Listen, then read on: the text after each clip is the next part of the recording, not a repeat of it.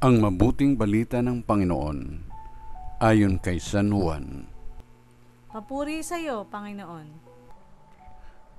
Noong panahong iyon, sinabi ni Jesus kay Nicodemo, ang mula sa taas ay dakila sa lahat. Ang mula sa lupa ay tagalupa at nagsasalita tungkol sa mga bagay sa lupa. Ang mula sa langit ay dakila sa lahat. Pinatutuhanan niya ang kanyang nakita at narinig, ngunit walang maniwala sa kanyang patutuo.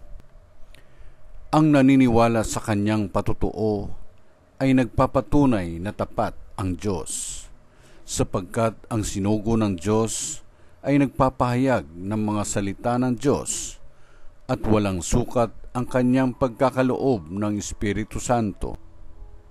Minamahal ng Ama ang Anak at ibinigay sa Kanya ang kapamahalaan ng lahat ng bagay. Ang nananalig sa Anak ay may buhay na walang hanggan, ngunit ang hindi tumatalima sa Anak, hindi magkakaroon ng buhay, mananatili sa Kanya ang puot ng Diyos. Ang mabuting balita ng Panginoon. Pinupuri ka namin, Panginoong Jesucristo.